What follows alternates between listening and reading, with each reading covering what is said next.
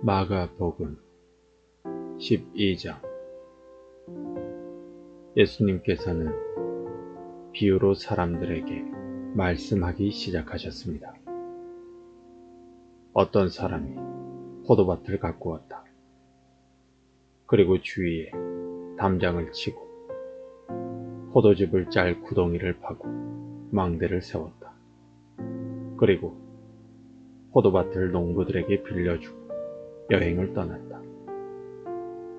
때가 되자 주인은 농부들에게 종을 보내어 포도밭에서 난 자기 몫의 수확물을 가져오게 했다. 그러나 농부들은 그 종을 붙잡아 때리며 빈손으로 쫓아버렸다. 다시 주인은 다른 종을 그들에게 보냈다. 그러자 그들은 그의 머리를 때리고 깔보고 업신여겼다. 다시 주인은 다른 종을 보냈다. 그러자 그들은 그 하인을 죽였다. 다른 많은 종들을 보냈지만 농부들은 때리기도 하고 죽이기도 하였다. 주인에게는 한 사람이 더 있었는데 바로 그의 사랑하는 아들이었다. 결국 주인은 아들을 농부들에게 보내면서 말했다.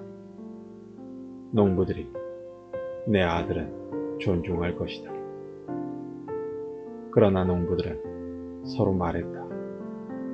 이 사람은 주인의 상속자이다. 어서 그를 죽이자.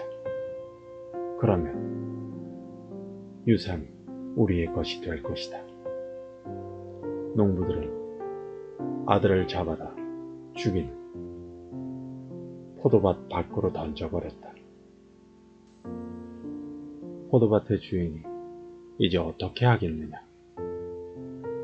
그는 포도밭에 가서 농부들을 다 죽이고 포도밭을 다른 농부들에게 줄 것이다. 이런 성경 말씀을 읽어보지 못했느냐? 건축자들이 버린 돌이 집 모퉁이의 머릿돌이 되었다. 이는 주님께서 하신 일이다.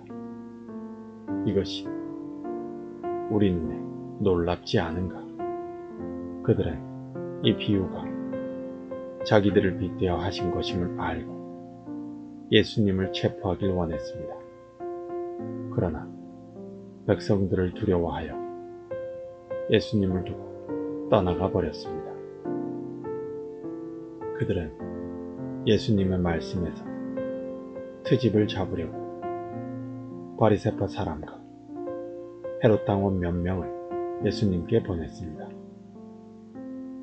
그들이 와서 말했습니다. 선생님, 우리는 선생님께서 진실한 분이시며 아무에게도 얽매이지 않으신다고 알고 있습니다. 선생님께서는 아무도 부당하게 대하지 않으시고 하나님의 길을 진리로 가르치십니다. 가이사에게 세금을 내는 것이 옳습니까? 내지 않는 것이 옳습니까? 세금을 내야 합니까? 내지 말아야 합니까? 예수님께서는 이 사람들의 속셈을 아시고 말씀하셨습니다. 어째서 나를 시험하느냐? 데나리온 한 개를 가져와서 나에게 보여라. 그들이 은전 한 개를 가져왔습니다. 예수님께서 물으셨습니다. 이것은 누구의 얼굴이며 누구라고 써있느냐? 그들이 대답했습니다. 가이사입니다. 예수님께서 그들에게 말씀하셨습니다. 가이사의 것을 가이사에게 주어라. 그리고 하나님의 것을 하나님께 바쳐라.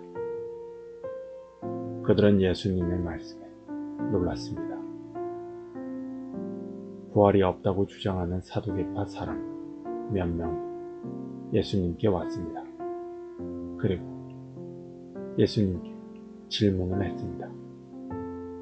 선생님, 모세는 형이 자식이 없이 아내만 남겨두고 죽으면 동생이 그 형수와 결혼하고 형을 위하여 자식을 낳아 주어라 하고 기록했습니다.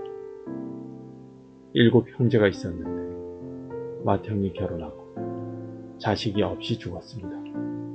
그래서 둘째가 형수와 결혼을 했는데 역시 자식이 없이 죽었습니다. 셋째도 마찬가지였습니다. 7 형제 모두가 자식을 남기지 못했습니다. 나중에 여자도 죽었습니다. 그러면 다시 살아날 때 그 여자는 그들 중에 누구의 아내가 되겠습니까? 7 형제가 모두 그를 아내로 맞이했으니 말입니다. 예수님께서 대답하셨습니다. 너희가 성경도 모르고 하나님의 능력도 몰라서 잘못 생각하는 것이 아니냐. 사람들이 죽은 사람들 중에서 다시 살아날 때에는 장가도 가지 않고 시집도 가지 않는다. 그들은 마치 하늘에 있는 천사처럼 될 것이다. 죽은 사람이 다시 살아나는 것에 대해서는 모세의 책에 기록된 떨기나무 대목에서 하나님께서 모세에게 어떻게 말씀하셨는지를 읽어보지 못했느냐. 하나님께서 모세에게 나는 아브라함의 하나님, 이삭의 하나님, 그리고 야곱의 하나님이다 라고 말씀하시지 않았느냐. 하나님께서는 죽은 사람들의 하나님이 아니라 살아있는 사람들의 하나님이다. 너희가 크게 잘못 생각하고 있다. 율법학자 가운데 한 사람이 다가와서 논쟁하는 것을 들었습니다. 예수님께서 사두개파 사람들에게 잘 대답하시는 것을 보고 그가 물었습니다. 모든 계명 중에 어떤 것이 가장 중요합니까? 예수님께서 대답하셨습니다. 가장 중요한 계명은 이것이다. 이스라엘아, 들어라. 주 우리 하나님은 한 분이시다.